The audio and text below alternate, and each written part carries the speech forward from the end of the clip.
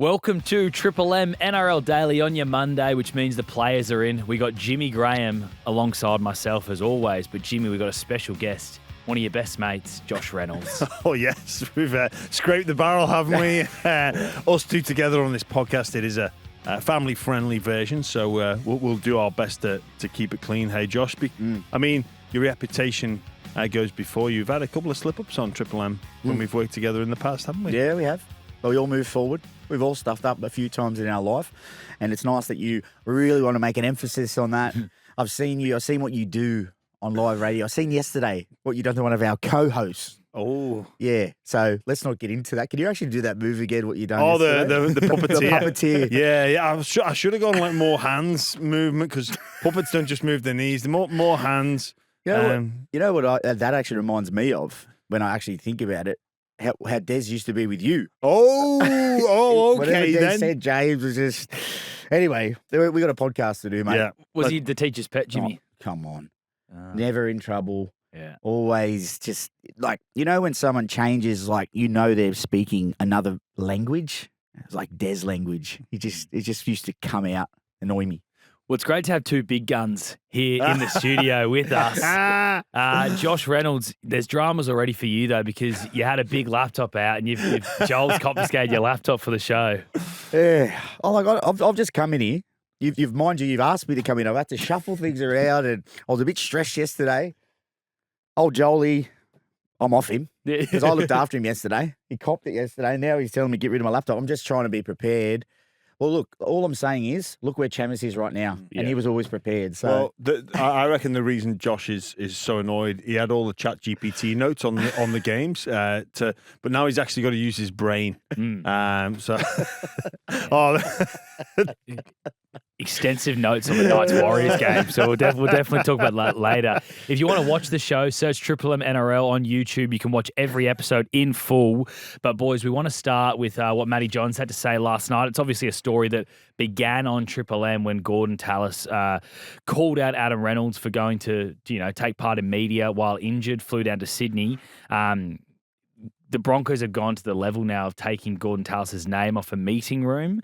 But Matty Johns clapped back last night saying they're one of the biggest clubs in the game, but what they've done to Gordon Tallis makes them look pretty petty and small. who's made the call to do what you reckon? Like who? Donaghy, I assume. In backing Madge, in backing Renault, is that what it is? Yeah. You reckon he's approached them about doing it? Or you reckon he's just gone above and just done it himself? Oh, I think it's got a lot to do with it. I really do. Because there's a difference if, you've asked Madge and you've asked Renault and they're really upset. Like, well, Renault doesn't seem to worry him, what Dobbo read out yesterday. So that maybe rules him out. Yep. And then, but you just don't know with Madge, do you? Every time Madge gets asked about this, he's like, oh, I don't listen to it. Of course he listens to it. Of course. Like, we all say that as players and coaches, but you hear it. You hear the noise, whether you want to or not. So I just find it very interesting who made the call. I really do. Because if it's Donaghy, did you say? I assume Dave Donaghy, the CEO. That's a big call for him as a CEO to make on a club great. That's all I'll say. Yeah, and look, I think every football club, although the focus is on the present and plans are being made for the future, when you look at the investment in academies and coaching and NRLW and advancements of the business side of sport, that's an hour in the future. You're crazy if you don't honour the past. And Gordon Tallis was a huge part of that football club. And Matty Johns made reference to the fact that Gordon Tallis is a person that speaks his mind, and he's not afraid to do that. It reminds me very much of Roy Keane and his approach to his punditry and his detachment from Manchester United and Nottingham Forest. Like, Gordon had that relationship with both the Dragons and with the Broncos, and he's a little bit detached from that now. But I don't know if it matters to him too much. But again, this whole situation with Adam Reynolds and appearing on Fox and Gordon pointing it out. Look back over the past 12 months, the Broncos hired a PR crisis manager to manage all of these issues that come up. That they were the one, like they would have been within their rights to say, "Hey, Renault, maybe with this injury, let's not invite." And they were 2-0 at the time, so 0-2 at the time, which again, not a great start. Maybe let's just put this one through to the keeper, and let's leave you out with this. Let's manage the optics. Like Gordon said, it's not a great look. So that happens, and then the fallout from this is by removing Gordon Tallis's name.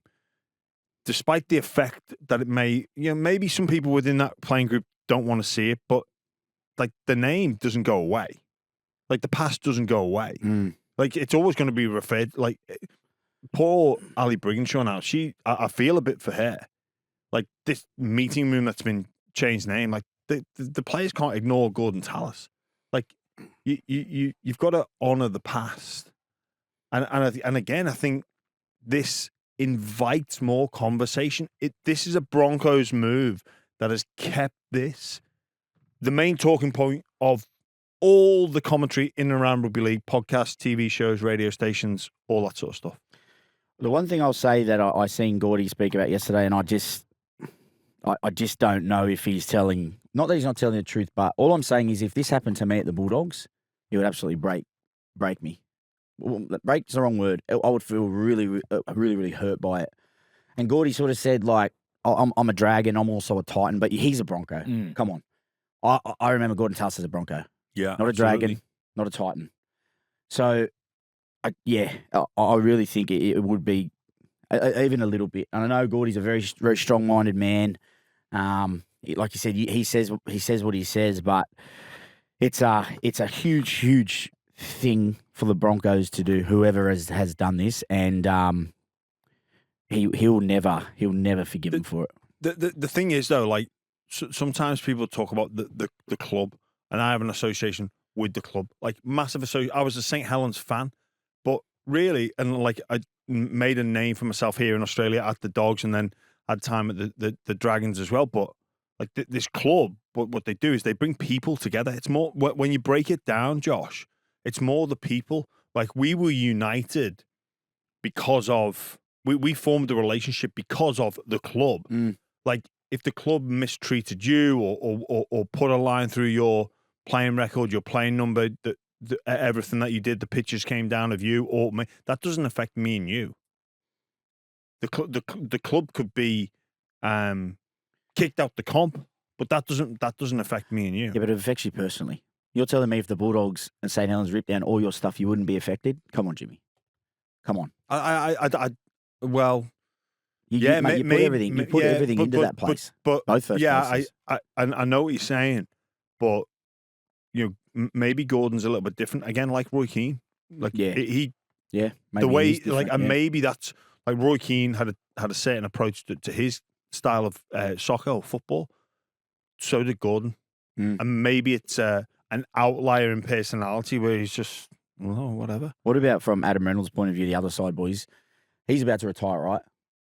He's looking to his future.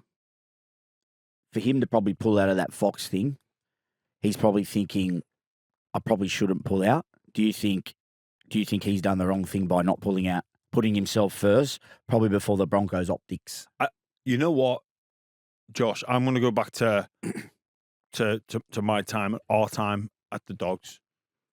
I don't get to make that call. And I see Hasler and Maguire as very, very similar personalities where they're making that call for me. So Madge said sweet. Oh, it's on him to pull me out of it. Okay. Well, you've got to assume that because I think I heard them say they trained the Saturday and the Sunday. It was a Thursday loss against the Eels, so the Friday was off. Adam would have flown back on the Saturday. Coach Maguire would have been fully aware of the movements, like Coach Hasler would have been with us. Like I'm putting myself back in that 2012 to 2017 team. That is not up to me whether I appear on a television show. That is not up to me whether I fly to Brisbane. The coach would have been fully aware of that. And usually speaking, they would have, well, I'm thinking Hasler would have said. Well, he always used to tell us not to me a lot of the time, 360 and stuff. Yeah. He'd literally say, just don't do it. And it could be a reaction to the week. You could have been scheduled to appear on a show, and he goes no. Yeah. Well, there was heaps of footy to talk about from the weekend, so let's move our attention to that. And it starts Sunday night. Grubby, you called this game. Cowboys against the Titans. Joel here has written a Sunday night bludger. Is that fair? It was a big game for the Cowboys. They needed the win, but they weren't that impressive, Grubby. They weren't, mate. No, especially against the Titans side that had 11 errors. It was very, very hot and humid, and the ball, they were slipping over. I can't believe how much I was slipping over. It was crazy. It was like it was torrential rain. That's how bad. The ball was dewy, but we're talking to Jimmy outside about the game at the moment. The last 15 minutes was literally the fatigue of the game, and the quality of that last 15 was probably the worst I've seen in a very long time. And it's probably two of the teams that, aren't going to be fighting for the top 8, but it still doesn't matter. Like, some of the plays that they were sort of coming up with, because they weren't doing anything with speed, nothing at speed, and you could just tell the forwards were gone. They were just doing one up hit ups to try and get to a kick, but they couldn't even do that. They couldn't hold the ball. So I just think it's the way the game is with all the 6 agains and all the speed at the moment.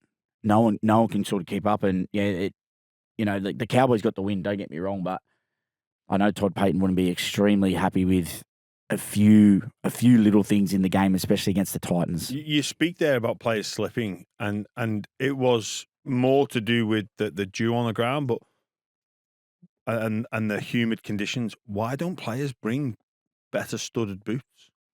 Like, that is when you talk about teams being under the pump, controllables and uncontrollables, you can't, like, Coach Payne would have looked, we can't control how the referee interprets the 6 again.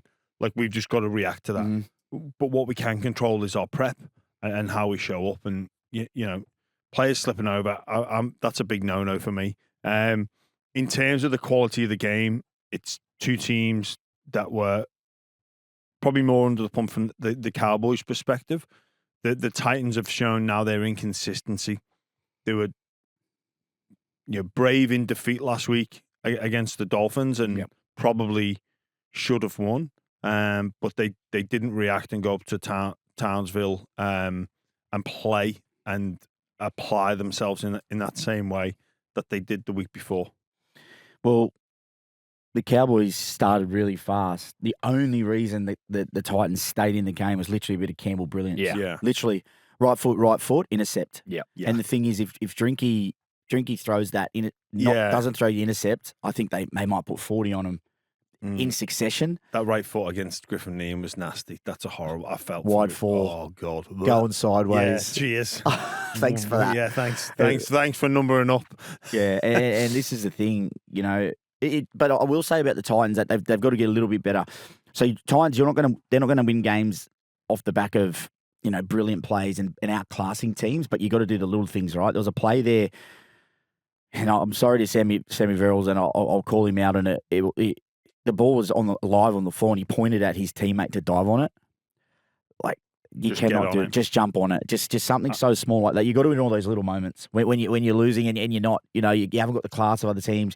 You got to do that. So it's just those little moments in games that Hene would be spewing at. Like, he probably knows, like, where they're at. They are in this whatever we call rebuilding, but like, just little things like people were saying Sammy also had no runs, and I'm not into him, by the way, but it's also hard to run out of hooker when your forwards aren't rolling. You can't just run for the sake of running sometimes. You're just going to get sacked. Yeah. They're like, I've never seen Mo Fotuaika. I think he had 2 drops. He did. He had 2 drops off the kickoff. And then, like, even Tino, like, he's just not the Tino we know at the moment, I feel. His meters are nowhere near. Like, it is very hard to do it when you're playing off the back of being on the back foot a lot of the game. So, it ended up being a bit of a sloppy one, but the Cowboys will definitely take the win, and Drinky was on fire. Do you think Drinky was on fire? Because obviously you got the try assist and at the try as well, but defensively, Curtis Moran obviously ran over him for the try where you exposed him in the line, and Curtis Moran ran through him, and then also the intercept try as well. So there's still those. But that's him, isn't it? Yeah. Like, I just feel Michael Morgan was on the sideline last night. Really, really good too. Like he had some really good like stats and stuff about the game. Like really interesting listening to Morgs. He said when he played with Drinky, he said to him one day, "I'll let in one try, but I'll score you 2." He literally said that to him. Yeah. So, and I feel that's the player he is. Yeah. You know, And that's the Cowboys. you're right. It's the Cowboys Yeah. for you. Yeah, that's how they're happy to play, aren't they? Does this take some pressure off Todd Payton for now?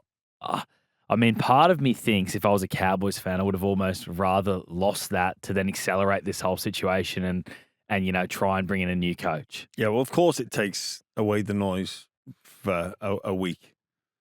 It's if they'd have started the season 0-3 against the opposition that they faced,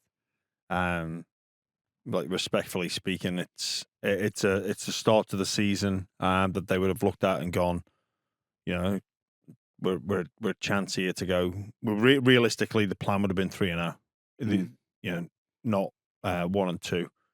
So it's dialed down the noise for a week. Yep.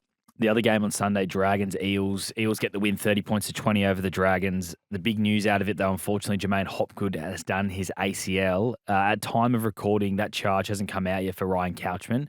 That might change while we're recording, guys. But, terrible news for Para.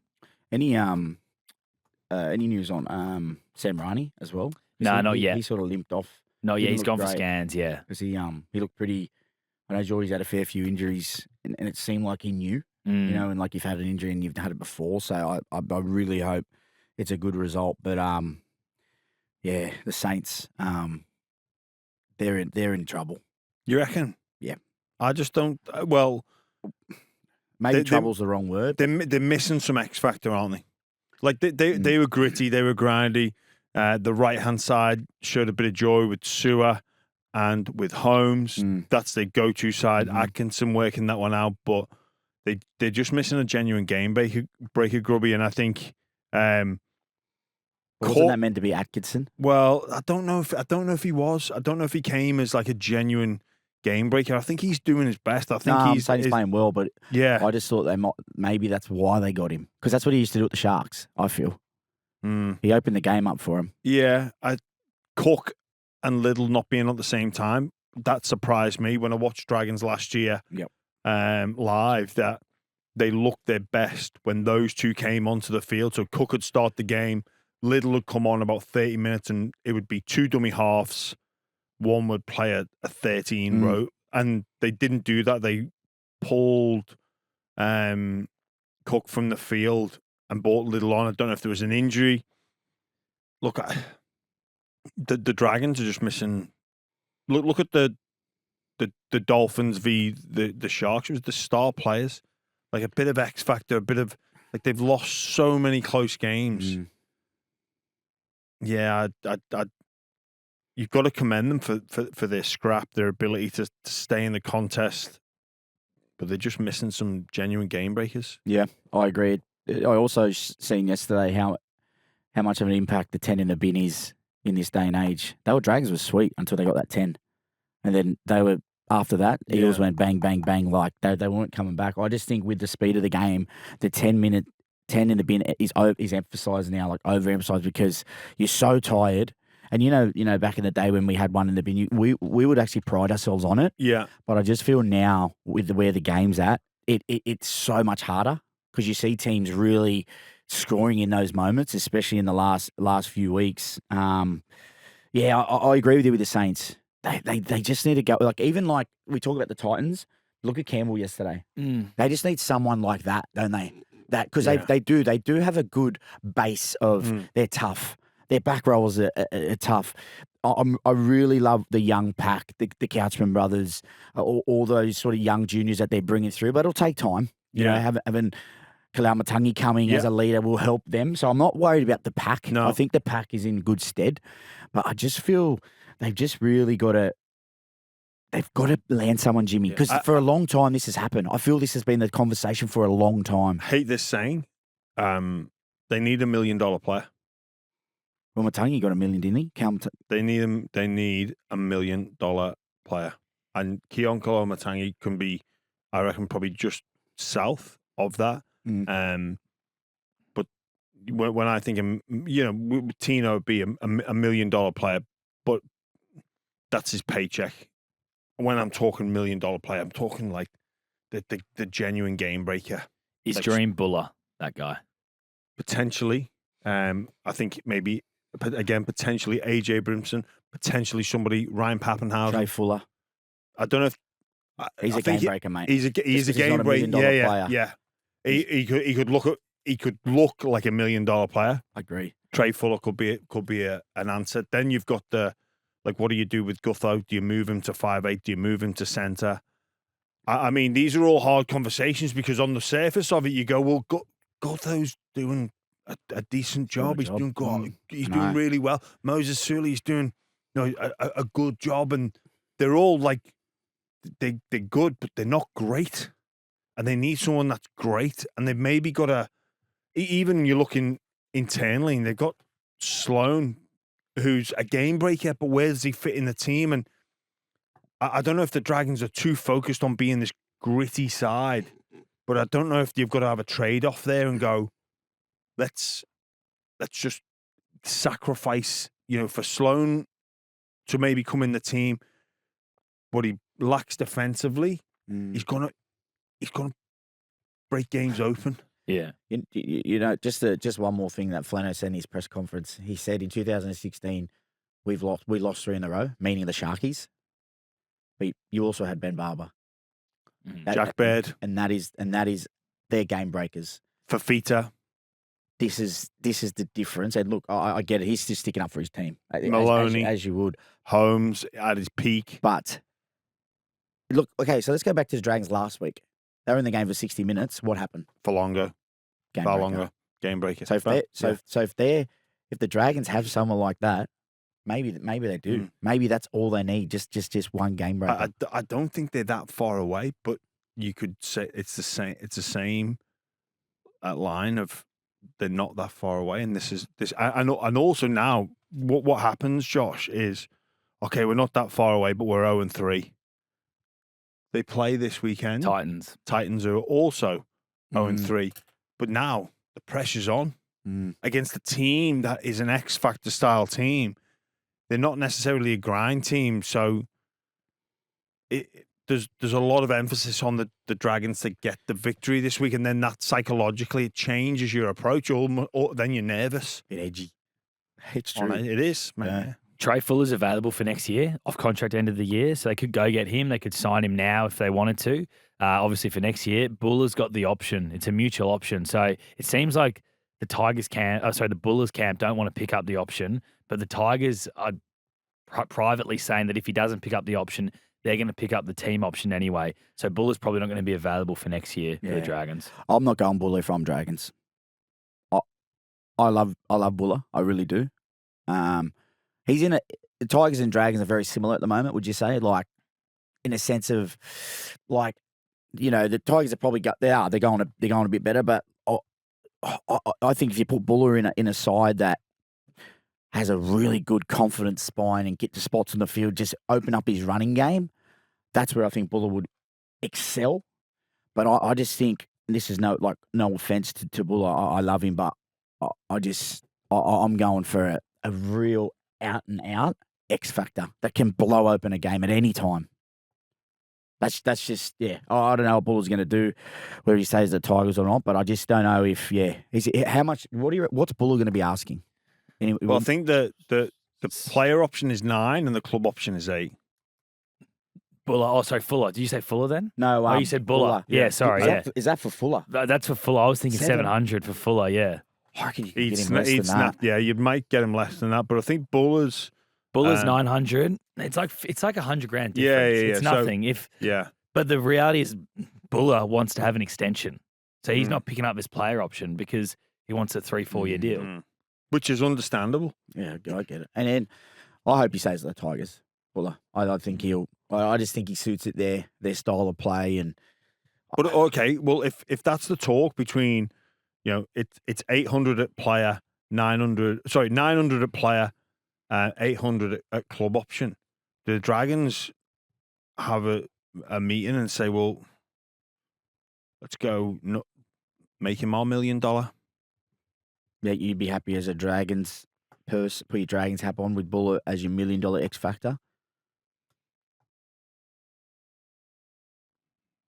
The suspense. No, I'm not putting you on the spot. Like, I'm just, No, you know what I'm saying? Like, I think, yeah. But maybe I understand what you're saying, but I think Buller's best years are ahead of him. agreed. I was just about to say that. Yeah. It's that calculated risk, isn't it? Where Fuller probably he's coming. How old's Trey Fuller? 28. He's 28. Yeah. Well, Okay. I don't know. Maybe. Well, I think you're having conversations with both of them and seeing who's keener to come. You're probably going to get more eagerness from Trey Fuller, but then Jerome Buller, like, definitely down the track could blow that out the water, and he could be what seems an expensive buy becomes a bargain buy. I also, another guy that I forgot to mention, but like this was if he didn't get in the starting side round one, was Fletcher Sharp. Yeah. Because he was said not to be in the starting side and something had to give. See, he's an X factor. Yeah. He's a guy who can break open a game like that. So look for someone like, or even AJ? a Ponga. Yeah, they're talking about possibly, Sharp or Ponga. Yeah. Are you taking Ponga? Absolutely. At Dragons? I'm throwing the house at them. Okay.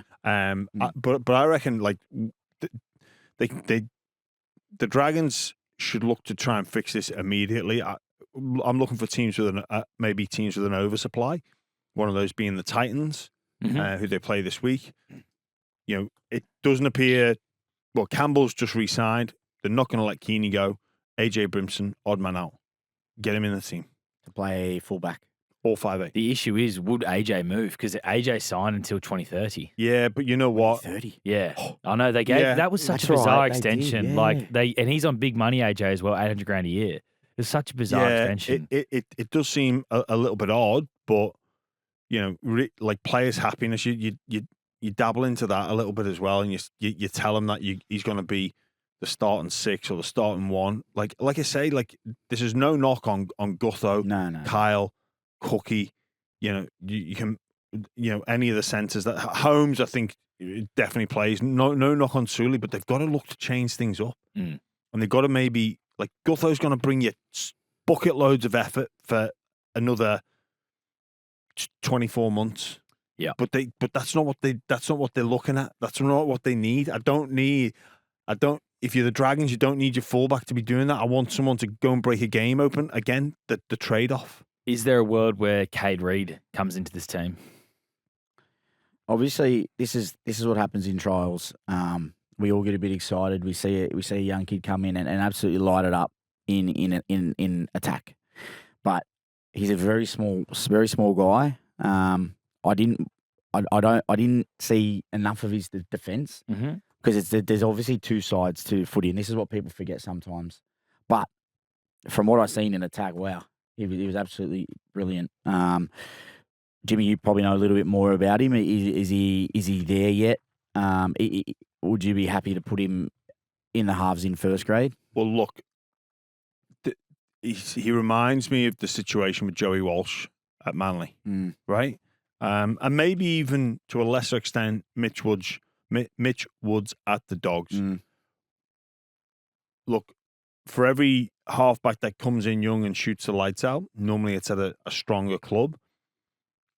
If we've seen plenty of halves come into first grade at a very young age in a team that's under the pump, and it completely ruins their National Rugby League career. Oh my God.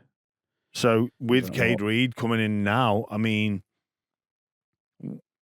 is this the right time? Is he actually ready? I think, like, patience, like, not many people are afforded patience, and Cade Reid at this moment be like, I think I'm ready to go, but maybe for the sake of his career, wait till Keon comes in, wait till they get this bit of X factor, and maybe comes into the side next year. That's where Des was good, wasn't he?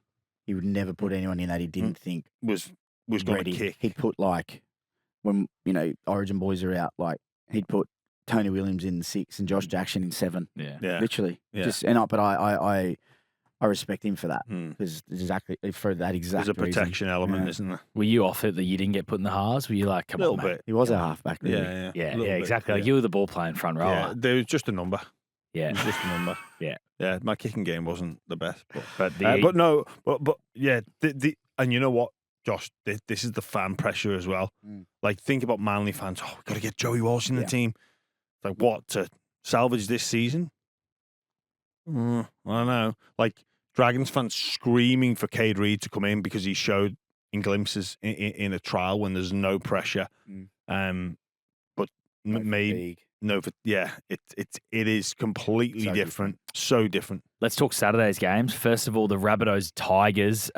Tigers unfortunately go down, but the biggest news out of it's obviously the injuries. They've now lost Dewey to what looked like a bad hamstring injury. He had obviously the compression there on the hamstring as well during the game, but doesn't look good. The reports haven't come out yet of exactly what it is. And Luai knee injury, not ACL, thankfully. It sounds like it's an MCL injury, but you lose both your halves, Grubby. What on earth do they do now? Yeah, I read something. Their season's over. I disagree with that. Yeah. No, I was just like, well, what the Tigers shown me on the weekend. What I wanted from the Tigers this week was the exact same energy that they brought last week, because inconsistency is what Tigers fans have had for many, many years. They went, South punched them straight in the nose, bang, bang, try. I thought they were gone. I really did. I was like, here we go again. They fought back. They really, really fought back. They should be super proud of the team that they're becoming as a whole. You know, like we speak about identity, and the Tigers are. I've heard some of Benji's comments as well. You know, with the Bronze and Cherry stuff linked to the Tigers, he's like, we're just not picking up players supposedly that other teams don't want anymore. I just think it's a bit of a turning point season for him, and I really think what Benji's, you know, from what I'm hearing and what is instilled in him, whoever. So it's going to be, I'm assuming, Jock Madden will come in, and is Fainu. We're not sure yet if he's ready to go or not. So he had shoulder surgery over the off season. Yep. And he's touch and go for this weekend. But is that a big ask for him to come straight back into first grade after the shoulder? Yeah, maybe you put Appy in there. But I thought Appy looked dreadful's the wrong word. I thought Appy didn't look like a half when he came on and moved into the halves in that game. He just looked tired. All the passes were like they lacked something. Yeah, he just looked tired, mate. But the one thing, so I was like, why wouldn't they put Jock Madden on? But they'd already made their changes. Yeah. But look, mate, I've played with Jock. He's got the potential to be a really good dominating half. I just don't think he's got the chance yet. So I'm very happy with putting Jock in. Well, maybe he follows in the footsteps of Tanah Boyd. I mean, you look at that, him at the start of the year, and question marks were raised about him. And, you know, Benji and the Tigers, under no illusion that you're going to need to draw on players 20 to 30. And they're going to come in at certain stages, and they're going to have to. Sometimes you accept them doing a job, and we would have accepted Tanah Boyd doing a job, but he's gone and excelled.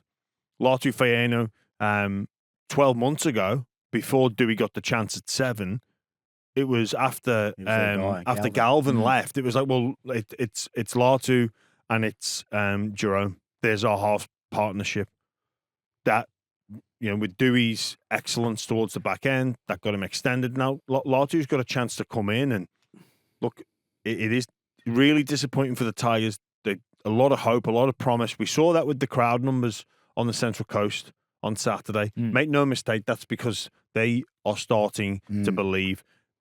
Relatively quiet from a boardroom and administration perspective. These injuries have hit the halves pairing down, but it's going to look at Benji and the vision that's come from him. He knows this is going to be hard. He knows this is going to be a test. It's going to be a grinding season. It's not going to be perfect. You know, maybe their approach to the next couple of games without these players is a more of a scrappy approach, and we've just got to go and find a way to win and have a Makasina shoot the lights out, or Appy comes in and plays a different role. You know, Bula lights it up, and they take that club option. There's ways for the Tigers to counteract this. It's early test in the season, but it's far from over. Just sucks, doesn't it? It does. Because there's really good signs, just really good signs for a club that's craved this for so many years, and but hopefully they've built that in the off season. I feel you build that. Yeah. Like, you can honestly say next man up. I feel everyone says it now. But if you're being serious, look at what Penrith used to do. Remember when the boys would play Origin Whoever went in, Schneider, Cogger, these guys, it would just be the same. Do your job and do it well, and we'll be fine. So I want to give South's defence a rap. South is not known for a really defensive-minded team. One of the best left edges in the game, but gee, they were good. Jai Gray. They fought. Oh man, that tackle on Skelton. How good's that move been? Like for the whole team. He's just I love him, mate. He puts his body on the line constantly. He pops up in the places where you need to be. And what I also love to see is Latrell's owning the centre position. He's not kicking stones. He's being really, really dominant in that position. The position I think he should play moving forward for South. I just really, really, it surprised me, their defence. It really, really did. South's not really known for defending. And then, well, look, we all know what their attack can do, and it's only going to get better. I found it interesting a couple of times on the weekend when Mamazulis come on at 9. He backs himself. See that little grubber on halfway? I wonder what's Cody saying there, because Cody is a very dominant player, and I think he gets what he wants. Cody's had some tips back in the day with, remember, Ilias sometime. I just wonder if this little young kid's just got kahunas the size of this. I just felt like sometimes he's really testing the waters. But maybe that's sort of, it's just a different point of attack for what we're used to for South, aren't we? Yeah, and obviously with Cheese to come back into that side, that'll advance their attacking ability too. Wayne wasn't happy though. He was filthy in the presser. He said that we're not going to compete, playing like that every week. Yeah. I think he was referring to completion and putting themselves under pressure. Yeah. You spoke about next man up mentality. One of the teams that's done that brilliantly is the New Zealand Warriors this year. They obviously had Tanah Boyd and Luke Hanson debuting in the halves. Joel is up and about, the Kiwi fan, he is pumped. I'm off Joel still. First of all, are the Warriors legit contenders this year? I think they've got their work in front of them. They've obviously started the season really well. 1-2 games there that probably most wouldn't have fancied in the Raiders and the Sydney Roosters at home. Bit bigger tester to come for the Warriors.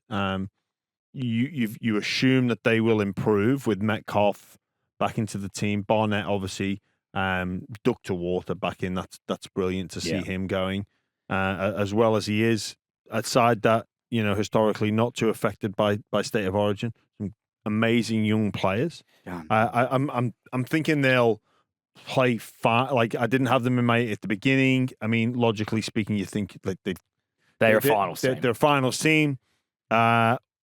Everything being equal, but the can they become an absolute genuine contender? I'm still on the fence. The jury's still out for me. Gee, they've surprised me.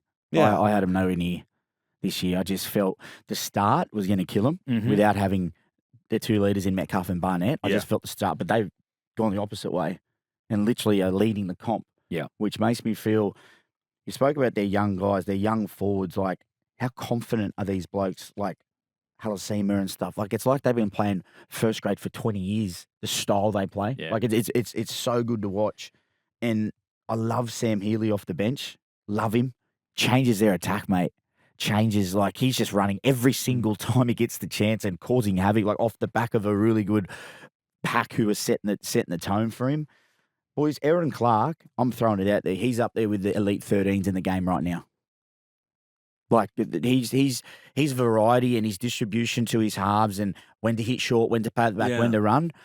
Mate, he's up there with the Radleys when he plays 13s. I'm not putting him not near Yo, but mate, even like Cam Murray, honestly, he has really, really become one of the Warriors' focal points of attack. And I honestly think this is why they're going so well, because the likes of Tanah Boyd and Hanson that played on the weekend, they don't have to do all the attack. Yeah. They don't have to do every single thing constantly. And I just feel he's a big, big part of that. Yeah, it's a good shout out, Josh. The depth in their squad's incredible. Like every position they've got covered for. And even these young forwards, like you mentioned Halasima, Laban's only 22 years old. Dimitri Varamunga's only 22 years old. Morgan Gannon obviously came over from Leeds. He unfortunately had a HIA very early in the game, but he's only 22 as well. One of his teammates just Yeah. But it was. I was sitting right in front of it. I yeah. was sidelined, sitting right in front of it when it happened. I feel terrible for him. But even at the back, like Shans Nickel-Klukstad was out. Tane Tuapiki comes in and does a great every job. Warriors fan will tell you that they're missing 7 starters. Yeah. Oh man, they're missing. Look how good we're going. Missing 7 of our starting 13 on paper. Oh, give them the comp. I mean, every single play. All you have to do is. I've been to New Zealand. That makes me a Warriors fan. Yeah. All you have to do is visit the island, north or south. Yeah. You know. This was going to be my seen enough take later on, which we'll do a bit later on. But I've seen enough the Warriors have the best forward pack in the competition. Better than any other team. Be cool. They got James Fisher-Harris, one of the best front rowers in the game. Mitch Barnett's one of the best front rowers in the game. You just said Aaron Clark's one of the best locks in the game. Yep. Leka Halassim is the best young back rower in the game. Jacob Laban's a freak. Ford. Or didn't even mention Ford. He's played over 70 minutes every single game. He's averaging 200 metres a game. Bolter. Yeah. He is an origin bolter for sure. Well, do you know why? Because he's the fittest forward out there at the moment. And the way the game is, the bigger guys, it's hard to trust them at the moment. I'm looking at some elite big guys in our game. I'm not going to say any names at the moment, and they are so tired. He must have a motor. Like, honestly, like, yeah, he does have a big motor on him. His movements off the ball, his little movements in defence. Watch him closely this week. He's never tired. Yeah. Well, if you look at New South Wales middle, you go Payne Haas, non-negotiable. Yep. Isaiah Yeo, non-negotiable. Yep. Cam Murray, non-negotiable. Keon Koloamatangi. Where Cam Murray? Not in the back row. Please don't say back row. No. Because Hudson Young, Angus Crichton, and Presto. He's got to be right thereabouts. No, it's Hudson Young, Angus Crichton, and Liam Martin. Are your free edges? Yeah, well, maybe though. Maybe. Do you reckon Angus Crichton? Is he guaranteed that spot? Mate, if Presto keeps playing how he is, he's got to be knocking down the door. Oh, actually, you know what? I can't believe I fell into this trap. Talking Origin bolters already. Oh no! But go. Who's the other prop? Koloamatangi. No, Fanua Blake or Mitch Barnett. Well, Fanua Blake, I had Mitch Barnett over the way he's played in Origin. Surely you have to pick him. Whenever he plays Origin, he was New South Wales best forward. Barnett. Middles, Yo at the back. Yep. Then you've got a bench, a 6-man. Well, with a 6-man bench, maybe 40 comes into it. Yep. You know what? And Lenu. Lenu's in there because I think there's a point for that's like maybe Jackson's greatest attribute is the reason he won't get in because you've got plenty of 60 to 70 minute players in there. I don't know if you do anymore. Well, I don't know, Josh. Mate, even Payne Haas at the moment looks a little bit tired at times. Well, I've never seen him like this. I don't know. He's a special I'm not human saying being. No, he is, but he's looking more tired than I've seen him previously, and that's only because of the speed. Everyone looks gone. I love 40. Unless there's injuries, and look, you got to pick. So in other words, you don't want him in. No. As the Queensland media will tell you, look at New South Wales. They're not picking on form. Am I right though? Best forward pack in the comp. Warriors? I'd need some more time to think. Yeah. Oh, please. Need some more time to think. Get off the fence, mate. Notes. Get off the fence, honestly. He does that a lot. That's pathetic. Well, mate, you can't. Mate, it's a big statement to make. I know. So maybe have a think about that. You know? Maybe have a think about it. Mate, funnily enough, I've not been thinking about who the best forward pack is in the comp. Okay. Yeah, but, isn't that your job? It's your job, isn't it? Yeah. No. The job is to break down the game. Okay. If you'd maybe give me a bit more notice, Charlie, I would have obliged. We'll break down the Knights game. They obviously had no Fletcher Sharp. He was ruled out. No Kalen Ponga. No Dylan Brown.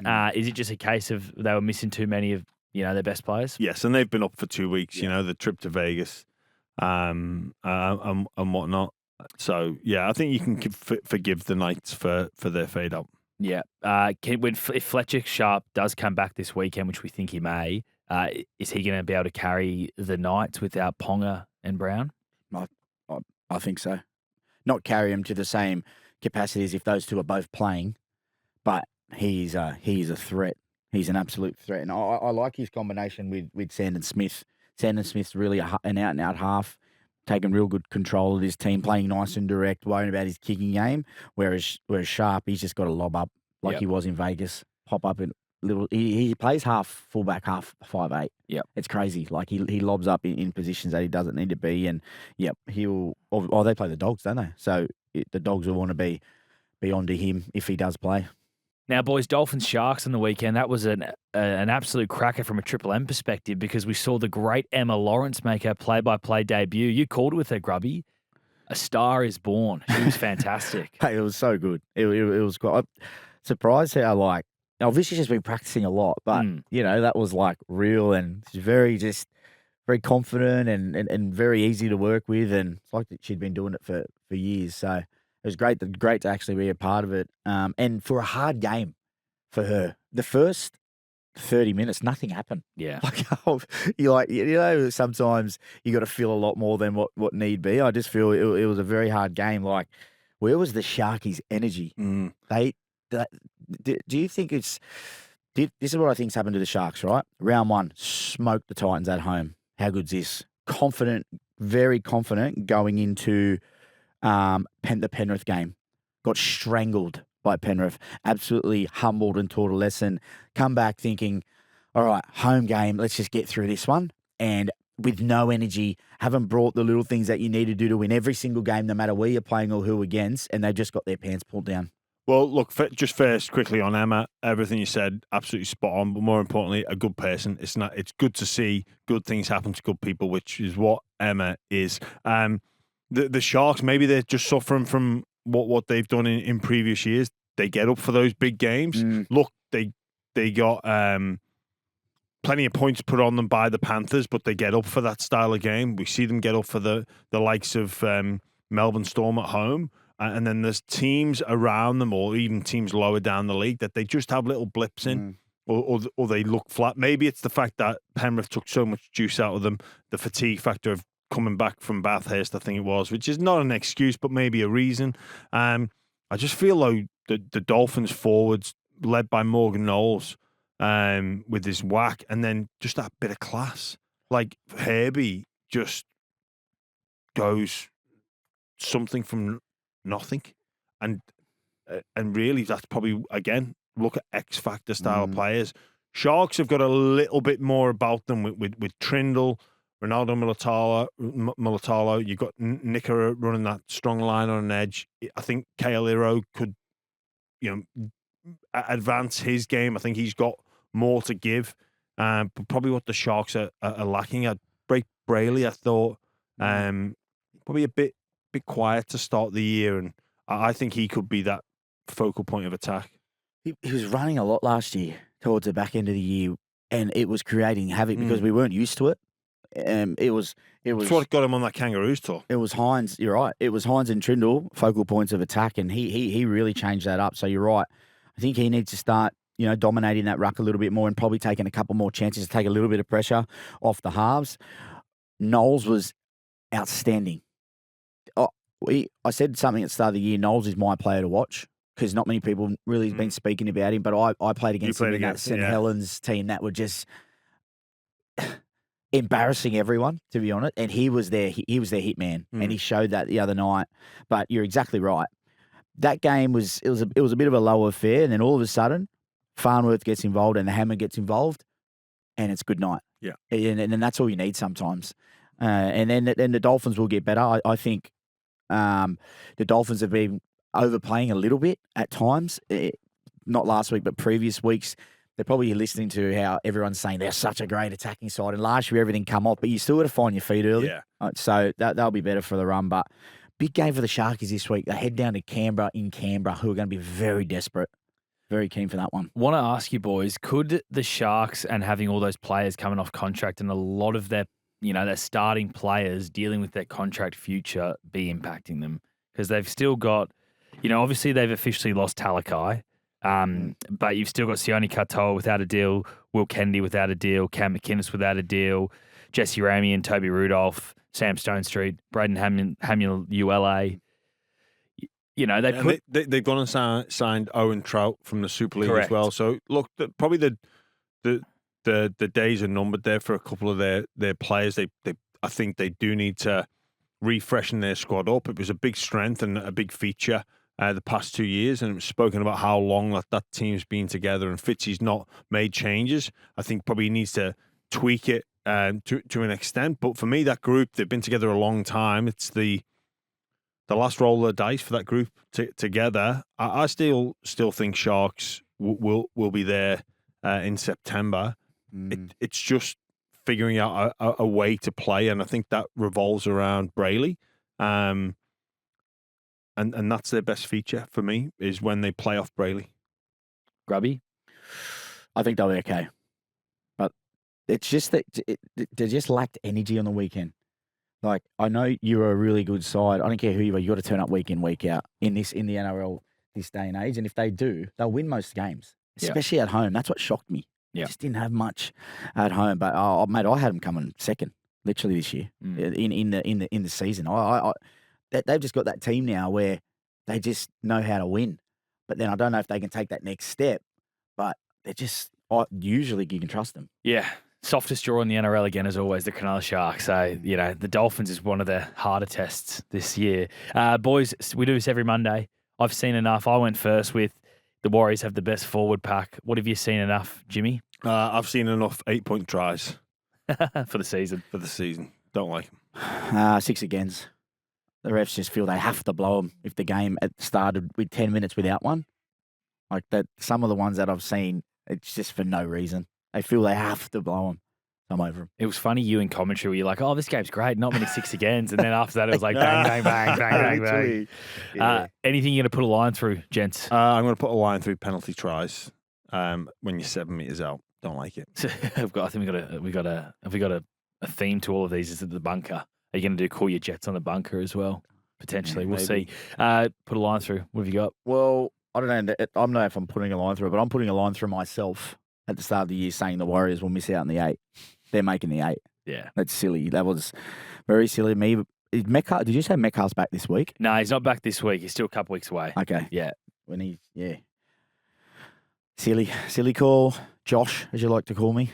Are you doing the same, James? Putting a line through do you want to put a line through your tip for the Warriors won't make the 8 as well?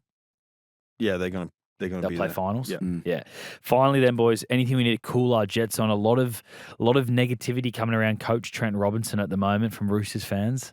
A lot of them, yeah. Well, it's the longest drought now for the Roosters in the NRL era between grand finals. Really? And there is some whispers. Oh, no. Whispers. Charlie loves a whisper. Well, I'll tell you some whispers. There are whispers that members of the board at the Roosters may not be overly thrilled with how things are going. So I think there could be some smoke to the Trent Robinson situation as well. They've got a favourable block of fixtures. Every game in the NRL is tough, but I think up until about Anzac Round, the next 4 games are certainly winnable games that'll either increase or decrease the noise. Yeah. But I'm going to call my Jets on Origin bolters. Shouldn't be talking about it yet. Well, Adam Peacock, when he was here, had the rule that daylight savings, once that ends, you can start talking about Origin. Not that long. Not that long, couple weeks away. Literally. Yeah. Cool your Jets. I'm going to call my Jets on after rewatching the Dogs game. I rewatched it. I was saying Strange is not playing, being on the right isn't suiting him. Because he's got that big left foot and he's playing right side now. Sanders, obviously the dominant kicker, playing on the left. It wasn't as bad as what I thought because he went over to the left a little bit, linked up. But I'd just like to see at stages him go back over to the left and link up with Sanders. But I was really big on it through last week because the pre-game, the game before, he used to take wide falls every time and nails his play. And I feel now it's a bit different. When you're on the right, what you're trying to do as a half is start at A and then skip to B and pass. It's hard to. Yeah. Whereas you stand wide, like we've seen Campbell, and just go bang if that's your natural sort of thing. So yeah, I'm gonna call my Jets on the Canberra halves. They'll be fine. I like it. Just quickly before we go, the news has come out now. Luai 4 weeks with that knee injury. That's okay. Like it's terrible. Anyone injuries, but it's not as what it could have been worse. Yeah, you'd take it. All right, boys. Great show as always, Grubby. Great to have you in. Thanks, boys. Jimmy, great to have you in here on a Monday. We'll Pleasure. see you again on Thursday, Grubby. Yep. Back to back this week. Double episodes. Back to back. All right, great show, boys. We'll see you soon.